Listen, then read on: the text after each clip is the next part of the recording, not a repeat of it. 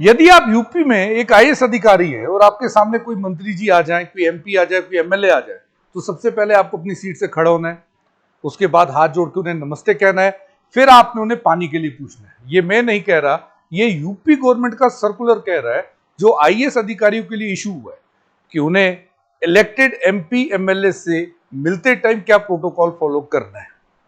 ये नया circular UP government में रिलीज किया गया है और वहां के खुद जो चीफ सेक्रेटरी एसपी गोयल साहब, उन्होंने खुद ये सर्कुलर रिलीज किया हुआ है। UP government issue strict protocol rules for bureaucrats dealing with MP MLAs violation to invite action. Action भी होगी अगर आप ये सब फॉलो नहीं करते। टोटल 15 पॉइंट्स है, 15 पॉइंट्स है टोटल, जो आईएएस अधिकारियों को फॉलो करने हैं जब वो मंत्रियों से मिलेंगे। 15 पॉइंट्स। और एक चीज याद रखिएगा कि ये पॉइंट्स चीफ सेक्रेटरी साहब का कहना है, इसलिए हम ला रहे हैं ताकि जो ये ब्यूरोक्रेट्स हैं ये एक रिस्पेक्ट दिखाएं एमपीज के आगे, एमएलएस के आगे, जो कि जनता द्वारा चुने गए। एक बड़ा टसल चलता रहता है ब्यूरोक्रेट्स के बीच में और इन एमपी एमएलए के बीच में, वो ये है कि एमपी एमएलए को जनता ने चुना हुआ है, जबकि ये लोग अपॉइंटेड है। दोनों का काम एक ही है, लोक सेवा करना। लेकिन क्योंकि ये लोगों ने चुने हुए हैं तो इन्हें प्रोटोकॉल में थोड़े ऊपर रखा जाता है, बिकॉज असली पावर तो लोगों के पास ही है। तो ये वहां के चीफ सेक्रेटरी साहब ने खुद कहा हुआ है। क्या कहा है? जैसा मैंने आपसे कहा, stand up when MP MLAs arrive at the offices, खड़ा हो जाना है आपको। Greet them respectfully with folded hands, हाथ जोड़ के उन्हें ग्रीट करिए। Offer water as part of the official courtesy, चलिए ये तो अच्छी चीज है, तो हम किसी से भी पूछ लेते हैं कि आप पानी पिएंगे, तो ये यहां पर कहा गया है। वहां पर यह चीज भी कही गई है कि यूपी गवर्नमेंट ने पहले भी ऐसे कई सर्कुलर रिलीज किए, लगभग 7 से 8। अब इसे आप फाइनल वार्निंग समझ लीजिए, ये लास्ट प्रोटोकॉल है 15 जो आपको फॉलो करने ही करने हैं, नहीं तो आपके खिलाफ एक्शन हो जाएगी। ये खुद चीफ सेक्रेटरी साहब ने कहा हुआ है। अब केवल इतने 3 प्रोटोकॉल नहीं, मैंने कहा टोटल 15 है। और क्या क्या है वो भी आपको बता देता हूं, बड़ा इंटरेस्टिंग है। Answer phone calls from MP MLAs and public representatives. जब भी ये कभी आपको फोन करें, आपको फोन उठाना है, और यदि आप फोन नहीं उठा सकते तो इनको मैसेज कीजिए, टाइम दीजिए कि आप इनको वापस कॉल कब करेंगे। Send A message if attending meeting during incoming calls, जैसे मैंने कहा मैसेज भेजिए अगर आप नहीं कर पा रहे हैं। Call back at the earliest opportunity, पहला टाइम जो मिले, पहली फुर्सत जो मिले, इनको वापस कॉल करना है आपको।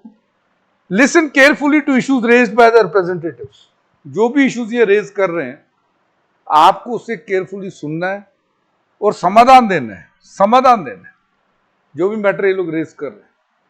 तो कहीं ना कहीं लोगों की भलाई हो रही है, लेकिन इन लोगों की भलाई अगर एक तरफ हो रही है तो हमें ऐसा नहीं लग रहा कहीं ना कहीं कि जो ये आईएएस अधिकारी हैं इनका कद घटाया जा रहा है?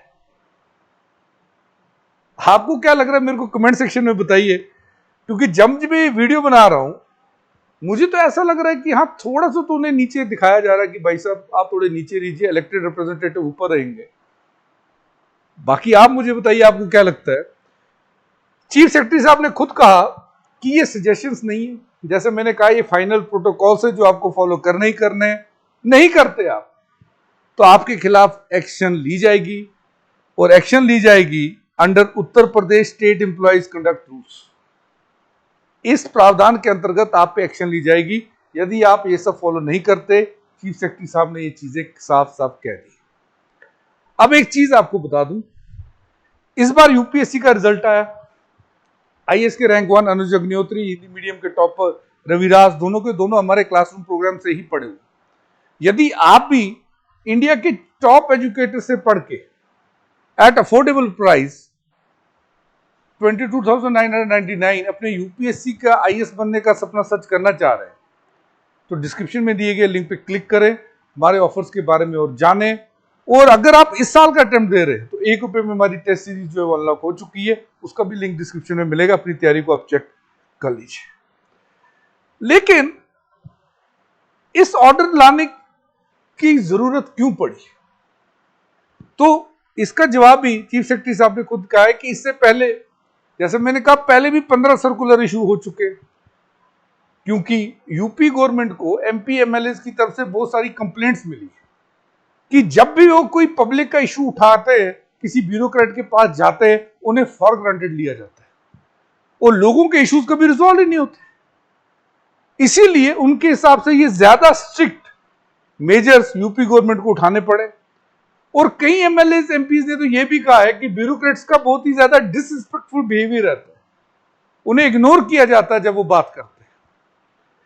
उसी के साथ साथ उन्होंने यह भी कहा कि ये केवल प्रोटोकॉल्स नहीं है, ये एक अकाउंटेबिलिटी सेट करेगा। अगर जो नेता हमने चुना है वो हमें जवाबदेही है, तो नेता कह रहे हैं कि हमें भी तो ब्यूरोक्रेट की हेल्प चाहिए, सपोर्ट चाहिए, जिसके बिना हम लोगों की प्रॉब्लम्स का समाधान कर ही नहीं पा रहे।